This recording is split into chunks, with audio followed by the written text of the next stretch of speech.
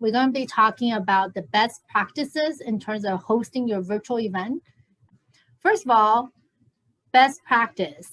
And I want to thank my team because they actually help, we brainstorm and some of the best tips. So I kind of gathered that today to share with you guys. AV is at the top. Having a professional AV team is very important.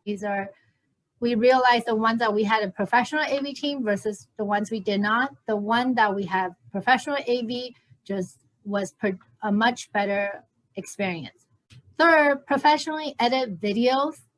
We talked about at the beginning of pandemic, a lot of people are just kind of creating all these, virtual experiences and doing it themselves, not really high quality, professionally done videos. And this year is all about leveling up that virtual experience. So having a professional edit video will make a huge difference, having lower thirds and all the proper introduction, animated introduction in your video makes a big difference as well. Pre-recording. When you have pre-recording, it actually minimizes your risk.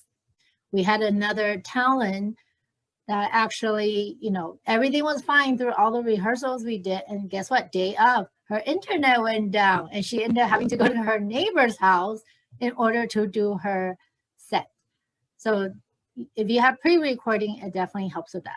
Another category is run of show. As you guys are planning your run of show, it's very important to keep in mind that having a really good host makes a huge difference. And that's a moderator, someone who's experienced in navigating in terms of the virtual space. Audience engagement, build that into your experience as you're thinking about the attendee journey, right? So whether that is that chat, is that doing some polling? Make sure you assign one person dedicated to chat so that they can monitor the feed that's coming in and then the conversation that is sparking through your virtual event. And there's also a lot of peer-to-peer learning that's happening through chats. So we actually don't recommend you turn off the function of the chat. We actually encourage that because especially when people are not in person, right? They're missing that networking, that connection, and the chat function really serves that purpose. We really always have to think about safety first, right? So for virtual, everybody's really at home, so that's great. And plan that into your plan as you plan for your hybrid or live event, whether that's screening the people that's coming in, having them take some tests. There's even vendors out there you can hire in addition to the hotel cleaning crew that can go in and clean the space. So already build that into your plan for Q3, Q4 if you're thinking about hybrid and live events. Have a strong message focusing on the big picture. We see this in comment a lot where a lot of clients or people just doing virtual event and they get so lost in the detail, they forget that at the end of the day, what is the mission and purpose of that event, whether it's virtual, hybrid, or live. So always go back to the big picture and your purpose for the event. Keeping everything clear and concise. You may normally do a conference that's like a whole day in person, but people's attention span on virtual is just very short. So a lot of them we condense either to 2 hours or even breaking up the day. So like half days, but in a 2-day or even 3-day time span so that people have time to digest the information, but really so that they can fully give their attention to the event. Another category is platform. Our team here at IMG, we looked at, at least 40 virtual platforms last year, vetting them for our clients. And there are some that are really great, as well as some that are not so great. And the big thing to keep in mind is what it is, again, coming back to your mission and your objective, what it is that you're trying to achieve. So don't be so fond of like, oh, I heard, this platform is really good, let's use this one. But does that really serve the purpose you're trying to achieve? Right? But if it's all conference, you hear a conference platform is good, then yes, go for it.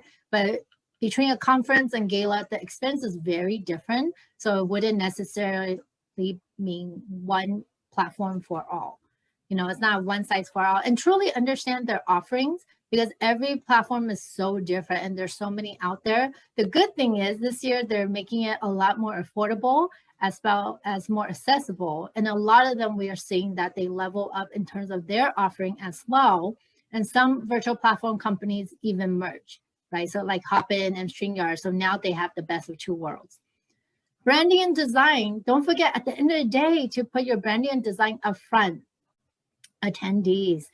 At the end of the day, we plan this, we keep talking about the attendee journey. What is it that you want them to experience? Just like in the live events, we care about how they arrive at the event, what they, what kind of food they enjoy, even down to like what smell they engage with. So same thing with the virtual.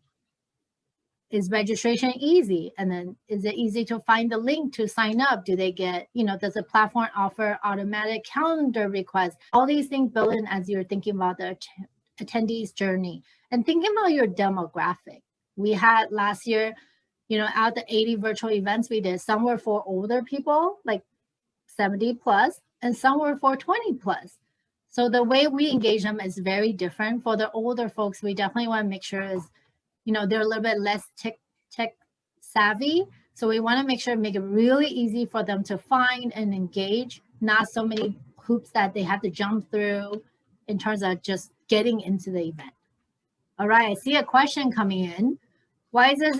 Someone asks, why is it important to have someone moderate the chat? That's a great question. While your event is happening, there's a lot of great conversation that's typically happening in the chat. You want to be able to engage in that, or a lot of times they may ask questions. So if you have a moderator, they're able to consolidate the questions and find a common ground. Also, if someone were having trouble, then they can also right away address those technical issues. It's important. So typically for us, when we have a virtual event, we actually plan out the whole chat schedule.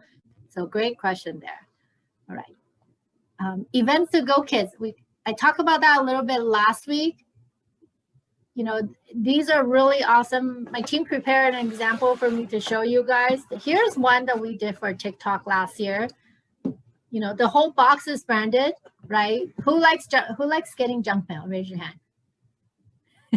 I don't, right? But I love getting gifts like this. So these are kits that we call it events to go kits, part of our immersive experience. So we actually have these sent out a week before the event. So one, it reminds people that the event's coming up. Two, people can actually engage with all the items that are in here, right? So we actually even prepare, different elements like a tumbler so they can have water.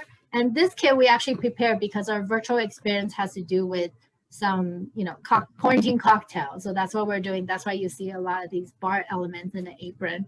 But if it's yours, say you have a conference, so maybe you have a paddle that you want people to use to engage. When they hear a good comment, they can raise a thumbs up paddle. And then a lot of people also like to put snacks and just, candle. I think in Q3, the very early on kits, we saw a lot of more like socks or door handlers because it was cold during that time. And a lot of people just started working at home. All right, so that's all my tips for you guys today. Hope you guys find that really helpful. And I challenge you guys to take these tips and plan your events.